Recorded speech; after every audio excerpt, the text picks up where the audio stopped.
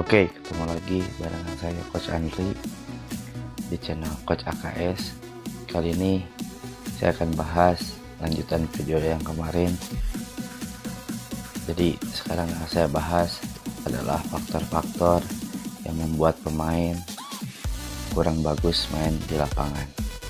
Tapi sebelum saya bahas, seperti biasa, jangan lupa subscribe, like, dan komen. Jangan lupa juga share ke semua orang supaya video ini bisa bermanfaat untuk semua orang.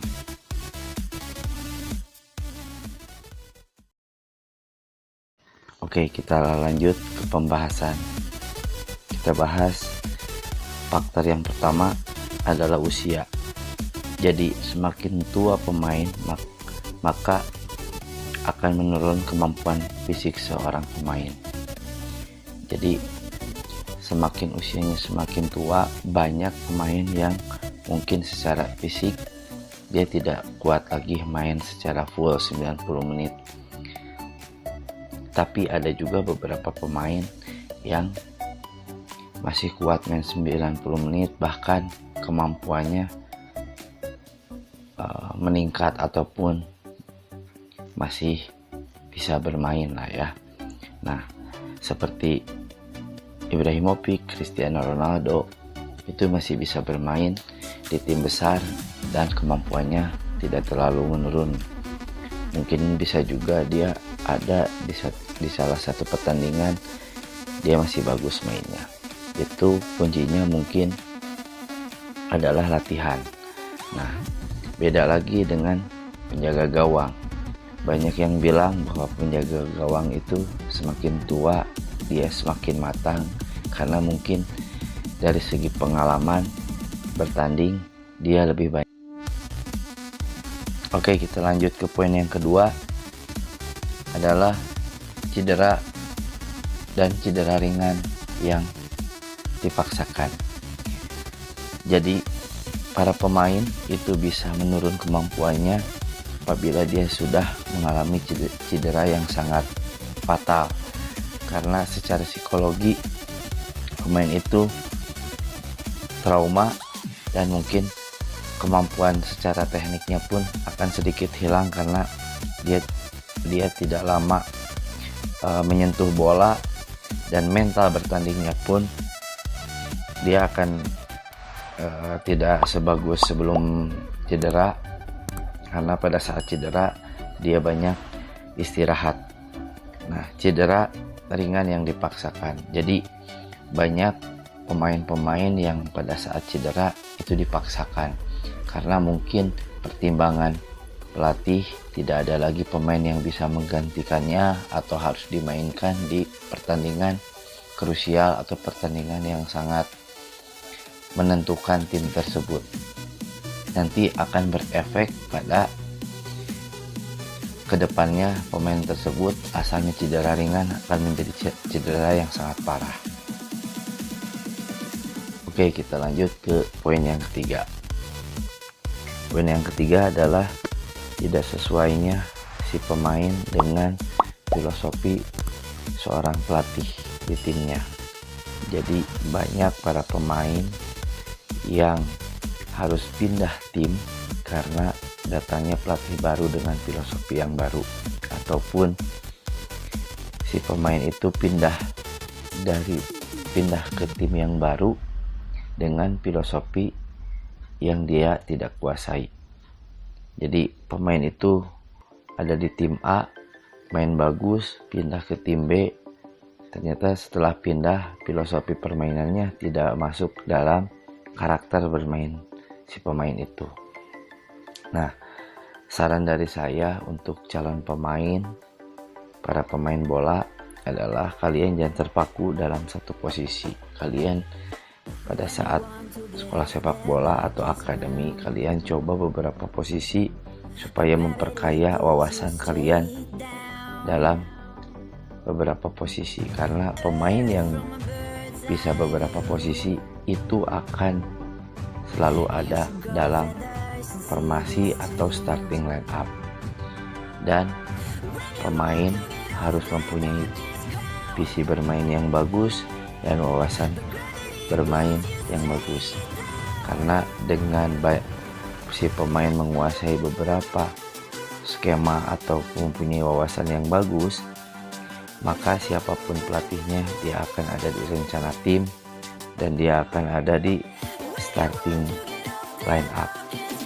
Mungkin itu yang akan membuat si pemain yang selalu bermain bagus dimanapun dia bermain. Oke, kita lanjut ke poin yang keempat. Faktornya adalah pemain tersebut tidak ditempatkan di posisi aslinya atau di posisi yang dikuasai oleh si pemain tersebut. Jadi banyak pemain yang dipindahkan posisinya oleh seorang pelatihnya itu kurang maksimal di pertandingan. Mungkin alangkah baiknya si pemain itu dibiasakan dulu dalam latihan, sesi latihan ataupun uji coba, baru dia diturunkan di posisi barunya dengan bertahap. Jadi misalkan beberapa menit disimpan di posisi barunya, baru kembalikan lagi ke posisi aslinya atau posisi awal si pemain tersebut.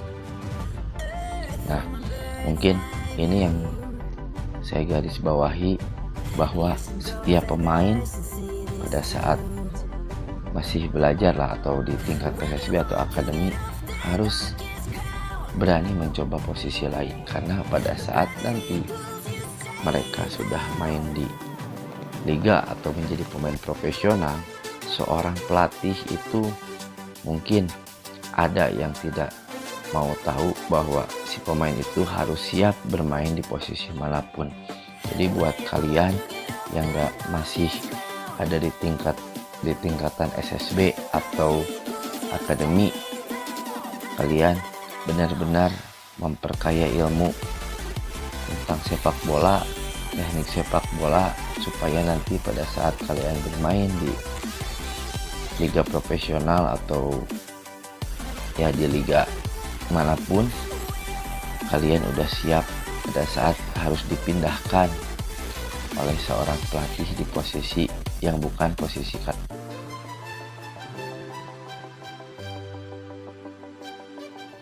Oke, kita lanjut ke poin yang kelima, adalah isu transfer atau isu di luar lapangan. Mungkin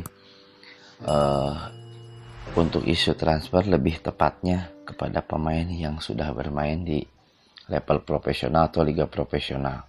Jadi banyak pemain pada saat penampilannya melonjak pesat, dia akan banyak tim yang tertarik, dan banyak isu-isu transfer yang mungkin secara mental dia akan sangat terganggu dengan isu tersebut.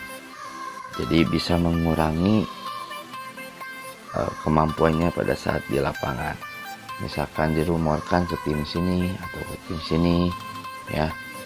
Nah, itu mungkin sangat berpengaruh. Tapi kalau pemain itu bisa membedakan atau mengkesampingkan isu itu, dia akan tetap ada di performa terbaiknya. Mungkin kalau di masih yang usia kecil atau sekelas SSB atau akademi, bukan isu transfer mungkin ya, dia bisa terlena dengan misalkan reward atau gelar atau penghargaan individunya, ataupun dengan prestasi tim yang dia bela, atau misalkan dia menjadi pemain terbaik, dia menjadi top skor. Itu di usia dini sangat beresiko terhadap kinerja pemain, karena seorang anak itu akan merasa puas di situ dan dia tidak ingin lagi menambah kemampuannya atau berlatih secara rutin. Oke, kita lanjut ke pembahasan yang nomor 6. Faktornya adalah si pemain tersebut mempunyai masalah pribadi. Bisa misalkan masalah pribadi dengan teman satu tim atau dengan pelatih atau masalah pribadi dengan supporter tim, itu sangat berpengaruh secara psikologi. Jadi ini lebih ke persoalan di luar teknis atau secara tim. Jadi ini ada di luar dan teknis, tapi itu sangat bisa berpengaruh terhadap kelangsungan performa dia di lapangan, si pemain itu di lapangan. Misalkan dia mempunyai masalah dengan teman satu tim, itu akan bermasalah di chemistry tim, atau dengan pelatih itu sangat bermasalah sekali apabila pemain punya permasalahan dengan pelatih.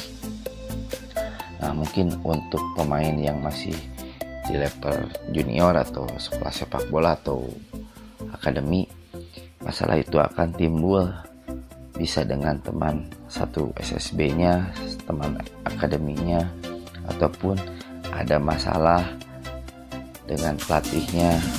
Biasanya sih kalau di sekolah sepak bola itu masalah bukan pemain dengan pelatih, tapi orang tua dengan pelatih, karena mungkin itu adalah salah satu masalah klasik di SSB dimanapun, di akademi manapun, mungkin di sekolah sepak bola manapun, adalah masalah orang tua dengan pelatih, masalah anaknya misalkan tidak diperhatikan atau tidak dimainkan sama seperti yang lain, atau ya banyak lah ya, itu sangat berpengaruh kepada performa seseorang pemain di lapangan. Oke, kita lanjut ke faktor yang terakhir, adalah faktor yang ketujuh.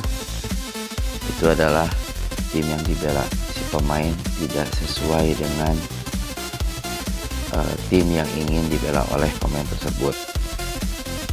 Jadi begini, misalkan ada salah satu pemain yang udah di level profesional, dia didorong atau dipaksa untuk berpindah klub karena seorang agen akan mempunyai keuntungan yang sangat besar, misalkan itu bisa berpengaruh ke penampilan, karena mungkin si pemain itu tidak bermain dengan hati nuraninya atau tidak all out ya pada saat pertandingan.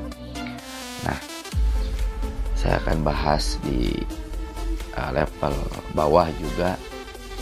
Kalau level SSB atau akademi, si anak atau si pemain itu akan disuruh pindah oleh orang tuanya dikarenakan banyak hal, misalkan orang tuanya bermasalah dengan pelatih, ataupun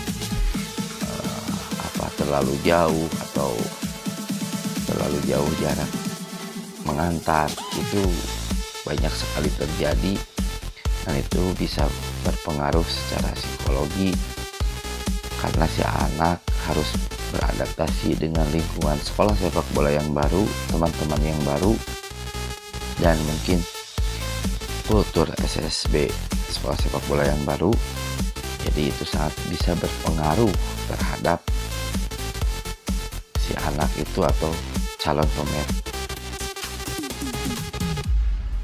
Oke, semuanya mungkin penjelasannya sudah selesai. Saya sudah bahas poin pertama sampai poin ke-7. Mungkin maaf kalau misalkan ada perkataan yang kurang bagus atau kurang enak, ataupun ada beberapa hal, poin-poin yang harusnya saya kemukakan tapi saya belum kemukakan, yang sangat berpengaruh terhadap pemain di lapangan, performa pemain di lapangan, ataupun ada merasa yang lebih tahu tentang masalah ini. Saya bukan menggurui, saya hanya ingin membagi-bagikan sedikit pengetahuan atau sedikit mengingatkan, supaya tujuan saya adalah sepak bola Indonesia lebih maju ke depannya. Oke, mungkin cukup. Sampai ketemu lagi sama saya di video atau konten yang lainnya. Nah, buat teman-teman semuanya, adik-adik, semoga isi video ini bermanfaat untuk kalian. Saya pribadi saya dukungannya untuk kalian yang share video ini dan subscribe channel ini supaya saya kedepannya lebih bersemangat lagi membuat video ini. Dan mungkin kalian sudah tahu karena subscribe dan kalian harus tonton ini ya, salah satu syarat dari YouTube. Jadi saya minta bantuannya, kembali lagi subscribe channelnya, tonton videonya sampai selesai supaya kalian bisa memahami apa yang saya sampaikan. Oke, assalamualaikum warahmatullahi wabarakatuh.